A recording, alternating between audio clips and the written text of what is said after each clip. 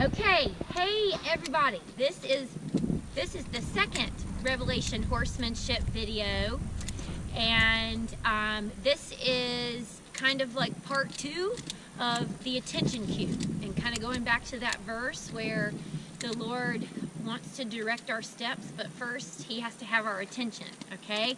So if you watch the other video where I was on the ground with Sozo, this is the same day, and I've just gotten on her. We haven't warmed up, and you're going to see that her attention is everywhere but on me, and I'm going to have to do something about that to gain her attention so that we can move forward and get some things done.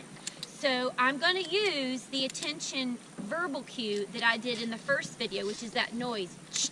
And when I do that and apply pressure to her hindquarters, she's going to move her hindquarters away and focus back on me. And that's okay, Kelsey, if it goes black. Oh. Yeah. Kelsey's, our barn manager, is videoing. So, here I go. And what we're going to do is make a circle.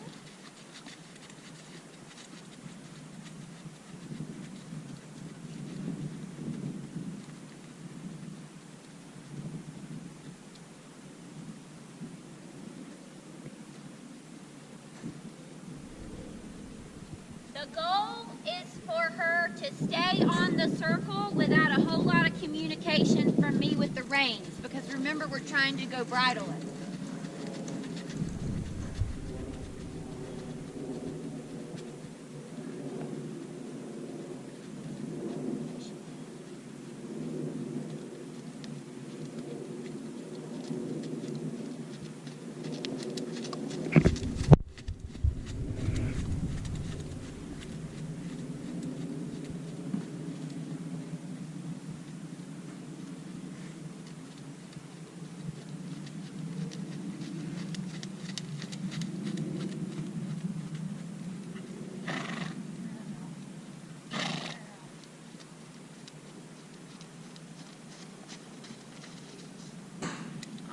That was pretty good.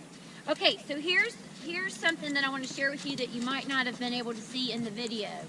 As we make our circle, the gate is right there, and she has a tendency to want to go out towards the gate, okay?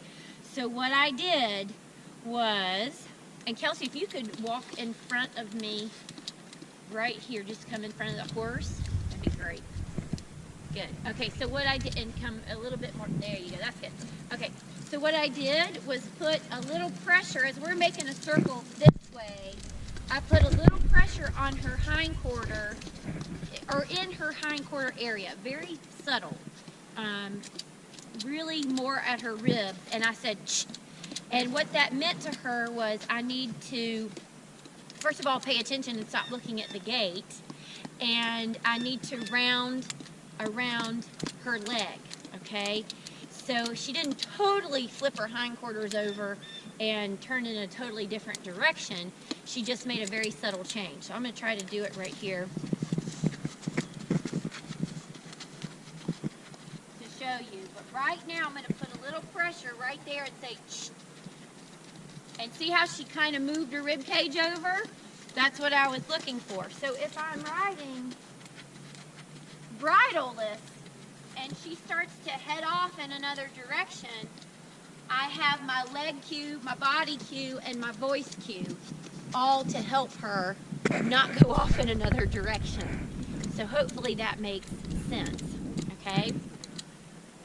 So the other thing is, you know, if this starts to go bad, get off and put your horse on line and go back with the rope and the halter and go back through the attention cue on the ground with the rope and the halter. Then you can move to liberty, and then you can get on and you can work on this when you're on. So that's just kind of a part 2 of why I teach it on the ground first, and then under saddle it translates. And that way I have my horse's attention. She's not trying to leave and go out the gate and go back to her pasture mates, but I have her attention, and therefore I can direct her steps.